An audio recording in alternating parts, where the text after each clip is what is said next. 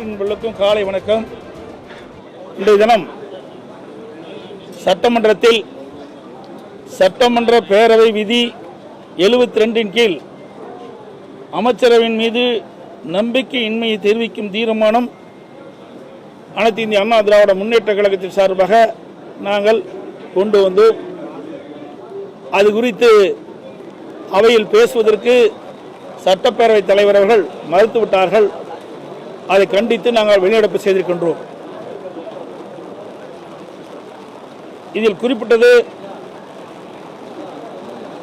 முதலமைச்சர் திரு ஸ்டாலின் அவர்கள் தலைமையில் இயங்கும் திராவிட முன்னேற்ற கழக அமைச்சரவை மீது கீழே கையெழுத்திட்டுள்ள அனைத்து இந்திய அண்ணா திராவிட முன்னேற்ற கழக சட்டமன்ற உறுப்பினர்கள் கீழ்காணும் காரணங்களுக்காக நம்பிக்கை இழந்துவிட்டது என்பதை தெரிவித்துக் கொள்கின்றோம்.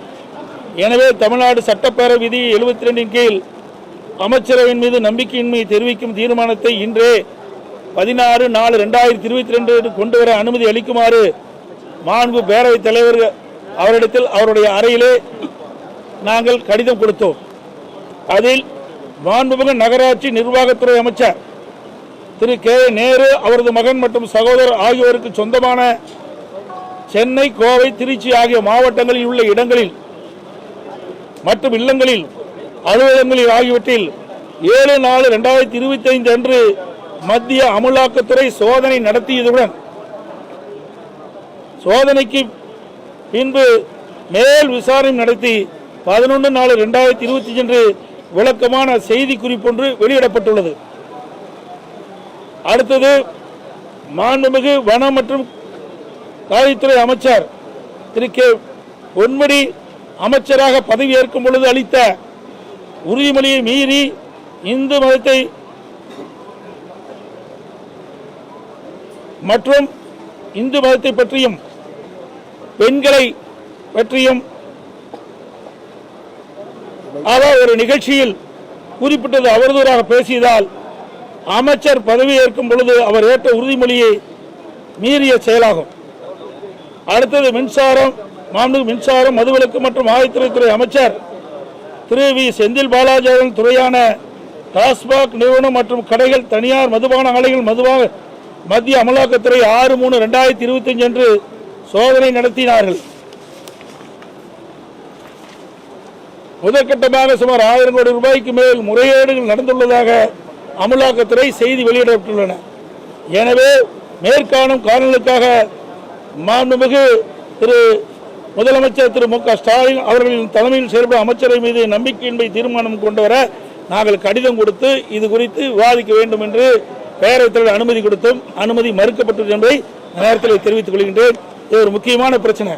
நீங்கள் கடந்த காலத்தில் பார்த்தீங்கன்னா, நீங்கள் இதற்கு முன்பு அவையில் இப்படி அரசின் மீது நம்பிக்கையில்லா தீர்மானம் வருகின்ற பொழுது 1952, 57 எடுத்திருக்கிறாங்க, 57, 62 எடுத்திருக்கிறாங்க, 1962, 1967 எடுத்திருக்கிறாங்க, 1967, 1970 எடுத்திருக்கிறாங்க, 1971, 1976 எடுத்திருக்கிறாங்க, 1977, 1980 எடுத்திருக்கிறாங்க, 1980, 1984 அவையில் பேசுவதற்கு அனுமதி அளிச்சிருக்கிறாங்க, 1985, 1988 இடைப்பட்ட காலம் எடுத்திருக்கிறாங்க, 2001, 2006 வாக்கெடுப்பு நடத்தல எடுத்திருக்கிறாங்க. இப்படி கடந்த காலத்தில் இப்படி அரசின் மீது நம்பிக்கையின்மை தீர்மானம் கொண்டு வருகின்ற பொழுது அதை அப்பொழுது இருந்த சட்டப்பேரவைத் தலைவர்கள் அனுமதி கொடுத்து சட்டமன்றத்தில் விவாதிக்கப்பட்டுகின்றது. அதைத்தான் மேற்கோடு காட்டி நாங்கள் பேசினோம். எங்களுக்கு அனுமதி கொடுக்க மறுத்த காரணத்தினாலே நாங்கள் வெளிநடப்பு செய்திருக்கின்றோம்.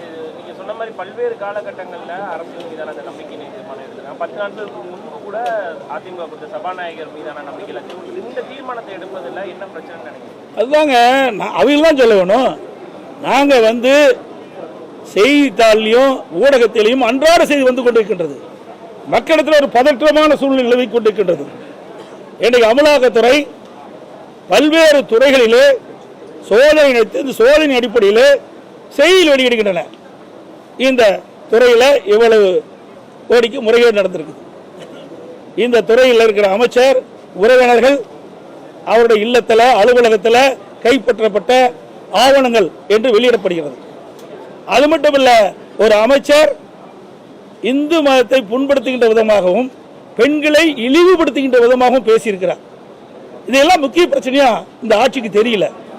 இதையெல்லாம் விவாதிக்க வேண்டும் என்றுதான் நாங்கள் அவையிலே இந்த விதி எண் 72 கீழ் கொண்டு வந்தோம். அது அனுமதி கொடுக்க மறுத்த காலத்தில் இருந்திருக்கு. இதெல்லாம் ஒரு முக்கிய பிரச்சனை. இன்னைக்கு உங்க ஊடகத்திலையும் பத்திரிகையிலும் அன்றாட செயல் வந்து கொண்டு இருக்கின்றது. ஆக இந்த செய்தி என்ன என்று விளக்கமாக இந்த அரசு தான் விளக்க வேண்டும். அதை அரசினுடைய கடமை. பிரதான எதிர்க்கட்சி என்ற முறையில் நாட்டில் இருக்கின்ற பிரச்சனையை அரசினுடைய கவனத்திற்கு கொண்டு வரும். இதில் இந்த அரசு என்னென்ன இப்படி அமலாக்கத்துறை மூலமாக எடுக்கப்பட்ட நடவடிக்கைகள் என்ன என்பதை விளக்க வேண்டியது அரசுடைய கடமை. அதை விட்டுட்டு நாங்கள் கொண்டு வந்த தீர்மானத்தை, நாங்கள் கொண்டு வந்த இந்த 3 கோரிக்கையும் நிராகரித்து பேசுவதற்கு அனுமதி கொடுக்காம எங்களை கொடுக்கல. அதனால நாங்கள் வேற வழி இல்லை, நாங்கள் வெளிநடப்பு செய்யறோம். அது என்னைக்கு பரிசீலனை வரப்போகுது? இன்னும் ஒரு 10 நாள் தான் இருக்குது. பரிசீலனை கொண்டு போயிடுவாங்க. ஏன் இதே அரசாங்கம் அதிமுக அரசாங்கம் இருக்கின்ற பொழுது, திராவிட முன்னேற்ற கழகம் எதிர்க்கட்சி வரிசையில் இருக்கின்ற பொழுது எத்தனை முறை 0 ஹவரில் பிரச்சனை எழுப்பினாங்க. அதுக்கெல்லாம் நாங்கள் அனுமதி கொடுத்தோம். இது முக்கிய பிரச்சனைங்க. ஒரு அமைச்சருடைய வீடு, அமைச்சருடைய மகன் வீடு, அவருடைய அலுவலகங்கள், உறவினர்களுடைய அலுவலகங்களில் இன்றைய தினம் அமலாக்கத்துறை இன்றைக்கு சோதனை நடத்தியிருக்குது. அந்த சோதனையில் பல ஆவணங்கள் கைப்பற்றப்பட்டதாக ஊடகத்திலும் பத்திரிகையிலும் செய்தி வெளியாகியுள்ளன. இதெல்லாம் ஏன் விசாரிக்க முடியாதுன்னா என்ன பண்றது? ஏன் பயப்படுறீங்க? இதை தெளிவுபடுத்த வேண்டியது அரசுடைய கடமை இல்லவா? அதே பொன்முடி அவர்கள் ஒரு பொது மேடையில் ஒரு பெண்களை இழிவுபடுத்தி பேசலாமா? ஒரு மதத்தை குறிப்பிட்டு பேசலாமா? இதெல்லாம் தவறு அல்லவா? ஒரு உயர்ந்த பதவியில் இருக்கின்றவர்கள், அது படித்தவர், பேராசிரியர், இவருக்கு ஒன்றும் தெரியாதவர்கள் இல்லை, தெரிஞ்சுதான் பேசுறார். வேண்டுமென்றே திட்டமிட்டு பெண்களை இழிவுபடுத்துவது, மதத்தை கொச்சைப்படுத்தி பேசுவது, இதெல்லாம் ஏற்றுக்கொள்ள முடியாது. அது எந்த மதமாக இருந்தாலும் சரி. தமிழகத்தை பொறுத்த வரைக்கும் அனைத்து மதம் சமமாக கருதக்கூடிய கட்சி அதிமுக கட்சி. எந்த ஒரு மதத்தை சார்ந்தவருடைய மனமும் புண்படக்கூடாது என்பதுதான் எங்களுடைய நிலைப்பாடு. ஆனால் இன்றைய ஆட்சியாளர்கள், அந்த ஆட்சியில் இடம்பெற்றிருக்கின்ற அமைச்சர் பெருமக்கள் வேண்டுமென்றே திட்டமிட்டு இப்படி ஒரு தவறான செயலில் ஈடுபடுவது காரணமாகத்தான் இதையெல்லாம் அவையில் விவாதிக்க வேண்டும் என்று தான் நாங்கள் அவையில் பிரச்சனை இருக்கணும். கடந்த வாரம் ஒரு முக்கியமான ஒரு நிகழ்வு நடந்திருக்கு. திமுக கூட்டணிக்கு ஒரு வலுவான எதிர் கூட்டணியாக அதிமுக பாஜக கூட்டணி இருக்குமா? எப்படி இந்த கூட்டணி எவ்வாறு அமைந்தது? நாங்க வலுவான கூட்டணியா வலுவில்லாத கூட்டணியா இதெல்லாம் தேர்தல்லாம் தெரியும். ஆக ஒரு கட்சி, அந்த கட்சி வருகின்ற தேர்தலில் வெற்றி பெற வேண்டும். நான் ஏற்கனவே சொன்னேன், சிதறுகின்ற வாக்குகளெல்லாம் ஒன்றாக சேர்த்து எதிரிகளை வீழ்த்த வேண்டும். அப்படி இந்த ஆளுகின்ற திராவிட முன்னேற்ற கழக கட்சி வீழ்த்த வேண்டும், இந்த ஆட்சியிலிருந்து அகற்றப்பட வேண்டும் என்ற கருத்து உள்ள கட்சிகளெல்லாம் ஒன்றாக இணைத்து நாங்கள் தேர்தலில் போட்டியிடுவதற்கு நாங்கள் முயற்சி செய்தோம். அந்த முயற்சி முதற்கட்டமாக பாரதிய ஜனதா கட்சி எங்களோடு இணைந்திருக்கின்றோம். இன்னும் பல கட்சிகள் வரும். இன்னும் ஒரு ஆண்டுகள் இருக்கின்றன. அனைத்து இந்திய அண்ணா திராவிட முன்னேற்ற கழகம் பாரதிய ஜனதா கூட்டணி அமைத்திருக்கின்றன. எங்களுடைய கூட்டணியில் இன்னும் பல கட்சிகள் விரைவில் சேர இருக்கின்றன. எல்லாம் இப்படி வெளியில பேச முடியுமா? சிலதான் பேச முடியும், சிலதெல்லாம் பேச முடியாது. அதிமுக பாஜக கூட்டணியை வந்து திமுக கூட்டணி விமர்சிக்கிறாங்க. சந்திரபாபு கூட்டணி, அதாவது பாஜக கூட்டணி இல்லைன்னு சொன்னவங்க வந்து அது வச்சிருக்காங்கன்னு ஒரு விமர்சனம் வைக்கிறாங்க. ஏங்க, எங்க கட்சி நாங்க யார் வேணாலும் கூட்டணி வைப்போம். இவங்களுக்கு ஏங்க எரிச்சல் போடுறாங்க? ஏங்க பயம்? இன்னைக்கு பயம் வந்துட்டது. அதிமுக ஒரு பிரதான கட்சி. இன்னைக்கு தமிழகத்தில் 30 ஆண்டு காலம் ஆட்சி புரிந்த கட்சி, 50 பொன்விழா கண்ட கட்சி. எங்களுடைய கட்சி ஆட்சிக்கு வர வேண்டும். அந்த எண்ணத்தின் அடிப்படையிலே நாங்கள் கூட்டணி அமைத்துக் கொண்டிருக்கிறோம். நாங்கள் கூட்டணி அமைச்சா உங்களுக்கு என்ன கஷ்டமா இருக்குது? உங்களுக்கு என்ன எரிச்சல் போடுறீங்க? நாங்கள் யாரோட வேணாலும் கூட்டணி வைப்போம், அது எங்களுடைய இஷ்டம். நீ இவரோட கூட்டணி வச்சா வரமாட்டீங்க, அவரோட கூட்டணி வச்ச மாட்டேன் நீங்க சொல்ல, அது உங்களுக்கு தகுதி இல்லை, அருகதி இல்லை. இதெல்லாம் மக்கள் முடிவுன்றது வாக்காளர் பெருமக்கள் முடிவு செய்யும். அமைச்சருடைய சட்டப்பேரவையில மாநில உரிமை தொடர்பாக முதலமைச்சர் ஒரு தீர்மானம் கொண்டு வந்திருந்தாரு. அதற்கு அதிமுக எந்தவித கருத்தும் தெரிவிக்கல. இது வருத்தம் அளிக்குதுன்னு முதலமைச்சர் சொல்லியிருக்காரு. கடந்த காலங்களில் திமுக கொண்டு வந்திருக்கக்கூடிய தீர்மானங்களுக்கு அதிமுக கருத்து வேறுபாடு இருந்தாலும் அதற்கு ஆதரவு தெரிவிச்சிருந்தாங்க. ஆனா இந்த விஷயத்துல எதுவும் எடுக்கல அப்படின்றாரு. அருமையான கேள்வி கேட்டீங்க. இதனை கேள்வி கேட்பேன்னு நினைச்சிட்டு இருந்தேன். சிந்திச்சு பாருங்க. அத்தனை ஊடகங்களும் பத்திரிகைகளும் மனசாட்சி உள்ள மனிதர்கள் அத்தனை பேரும் எண்ணி பார்க்க வேண்டியது. 16 ஆண்டு காலம் மத்தியிலே ஆட்சி அதிகாரத்தில் இருந்தது திமுக. இந்த 16 ஆண்டு காலம் ஆட்சி அதிகாரத்தில் இருக்கின்ற பொழுது அப்பொழுது திமுக இந்த மாநில சுயாட்சியை சட்டத்தை கொண்டு வந்து நிறைவேற்றப்பட்டிருந்தால் இந்த பிரச்சனை எழுந்திருக்காது. ஆட்சி அதிகாரத்தில் இருக்கும் போதெல்லாம் இதை கொண்டாடல. ஆட்சி அதிகாரத்தில் இல்லாத போது வேறொரு மீது பழி சுமத்துவதற்காக இன்றைய நேற்றைய தினம் இந்த 110 விதிகளை மாநில சுயாட்சி பற்றி இன்றைக்கு வெளியிட்டிருக்கார். நல்லா சிந்திச்சு பாருங்க. 2006 2011 மாநிலத்திலும் இவருடைய ஆட்சி, மத்தியிலையும் திமுக அங்கம் வைக்கின்ற காங்கிரஸ் கூட்டாட்சி. அந்த காலகட்டத்திலேயே கொண்டு வந்து மாநில சுயாட்சி நிறைவேற்றிக்கலாம்ல. ஏன் நிறைவேற்றலாம்? அதுதான் எங்களுடைய கருத்து, எங்களுடைய ஆதங்கம்லாம் அதுதான். ஒரு வாய்ப்பு கிடைக்கின்ற பொழுது தமிழ்நாட்டு மக்களுடைய நலன் சார்ந்த பிரச்சனையை நிறைவேற்றிக்கலாம். அதை தவற விட்டுட்டீங்களே. இப்போ அடுத்த ஆண்டு தேர்தல் வர இருக்குது. அந்த தேர்தல் வருவதற்கு இன்றைக்கே நாடகத்தை ஆரம்பிச்சிட்டார். திராவிட முன்னேற்ற கழக அரசு மீது மக்கள் கொந்தளிப்போடு இருக்கிறாங்க, மிகப்பெரிய வெறுப்போடு இருக்கிறாங்க. திராவிட முன்னேற்ற கழக ஆட்சி அகற்ற வேண்டும். 2026 சட்டமன்ற தேர்தலில் வாக்காளர் பெருமக்கள் எதிர்நோக்கி கொண்டிருக்கிறாங்க. அதை மடைமாற்றுவதற்காக, அதை திசை திருப்புவதற்காக இன்றைக்கு மாநில சுயாட்சி என்ற ஒரு நாடகத்தை நேற்றைய தினம் அரங்கேற்றிருக்கிறார். உண்மையிலேயே இவருக்கு மனசாட்சி இருந்தா மத்தியில் ஆட்சி அதிகாரம் இருக்கும் போது ஏன் நீங்க நிறைவேற்றல? ரகுபதி நேற்று பேசுறாரு அக்கறையிலேன்னு. நீ மத்திய மந்திரியா இருந்தீங்களா? ரகுபதி அவர்களே மத்திய மந்திரியா இருந்தீங்களா? வேட்டி மாத்தி கட்டிட்டு போனாலும் பரவாயில்ல, அதை பத்தி நாங்க கவலைப்படல. என்ன நீ எந்த கட்சிக்கு வேணாலும் போவா. ஏன்னா அண்ணா திமுக என்ற இரவுகள் வராமல் தொண்டர்கள் உழைத்து ரத்தத்தை வீர சிந்தி அவரை எம்எல்ஏ ஆக்கி மந்திரி ஆக்கினது அண்ணா திமுக. நாட்டிற்கு அடையாளம் காட்டப்பட்டது, ரகுபதி அவர்களுக்கு அடையாளம் காட்டப்பட்டது அண்ணா திமுக. அண்ணா திமுக தான் கட்சி தான். அந்த இதெல்லாம் பெரும்பான்மையான சட்டமன்ற உறுப்பினரோடு அமைச்சரை அமைக்கப்பட்டு அதில் இடம்பெற்றவர் திரு ரகுபதி அவர்கள். அதையெல்லாம் மறந்து தன்னுடைய சுய லாபத்திற்காக அடிமையா போய் அடிமை வேலை செஞ்சுட்டு இருக்க. ஏன் நீ மந்திரியா இருக்கும்போது செய்யப்படாயா? மாநில சுயாட்சி உங்களுக்கு தெரியலையா?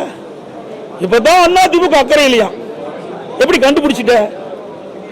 பச்சாந்தி இப்படி எல்லாம் நாட்டில் எப்படி மக்கள் இருக்கிறாங்கன்னு எனக்கு தெரியல. அது மட்டும் இல்ல, இந்தியா கூட்டணி அமைச்சாங்க 2024 நாடாளுமன்ற தேர்தலின் போது. இந்தியா கூட்டணி குறைந்தபட்ச செயல் திட்டத்தில் கூட மாநில சுயாட்சி இடம்பெறல. அப்ப இடம்பெற்றுக்கலாம்ல. ஒரு இந்தியா கூட்டணி என்ற போது ஆட்சிக்கு வந்தா மாநில சுயாட்சியை சட்டத்தை கொண்டு வந்து நிறைவேற்றப்படும் என்று ஏன் நீங்க அஜிதால கொண்டாடல? 2024 நாடாளுமன்ற தேர்தலில் பரப்புரையாட்டினீங்கல்ல.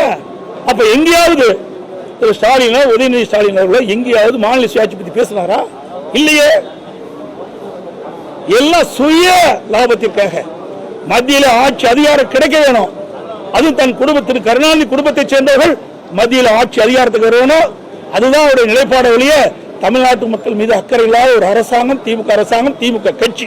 அன்னைக்கு நடந்த பிரஸ் மீட்ல உள்துறை அமைச்சர் பிரஸ் மீட்ல 2 விமர்சனங்கள் முன்வைக்கிறாங்க. ஒண்ணு, அதிமுக பாஜக கூட்டணி அரசுன்னு சொல்லி அவங்க கூட்டணி அரசுன்னு சொல்லவே இல்லை. நீங்க தப்பா புரிஞ்சுக்கிட்டு ஏதோ வித்தியெல்லாம் காட்டுறீங்க. தயவு செய்து இந்த வித்தியெல்லாம் விட்டுருங்க. கூட்டணி அரசு அதாவது அனைத்து இந்திய அண்ணா திராவிட முன்னேற்ற கழகம் பாரதிய ஜனதா கூட்டணி ஆட்சி அமைக்கும். அரசியல் பங்கு இல்லைன்றது ஏங்க திருப்பி அதுக்குள்ள வரும். ஏதாவது விறுவிறுப்பான செய்தி உங்களுக்கு வேணும், எங்கிட்ட இருந்து புடுங்க வேணும். அப்படிலாம் அவர் சொல்லவே இல்லை. திருப்பியும் சொன்னார். டெல்லிக்கு மாண்புமிகு பிரதமர் மோடி அவர்கள் தமிழ்நாட்டுக்கு என்னுடைய பெயரை சொல்லி சொன்னார். இதுல இருந்து நீங்க புரிஞ்சுக்க வேண்டியதானே. இதுல இருந்து ஏதாவது இதுல கண்டுபிடிச்சு விஞ்ஞான மூளையெல்லாம் பயன்படுத்தி கண்டுபிடிக்கிற வேலையில விட்டுருங்க. அதெல்லாம் நாங்க பாத்துக்கிறோம். அனைத்து ஊடகங்களுக்கும் பத்திரிகைகளுக்கும் வணக்கம், நன்றி.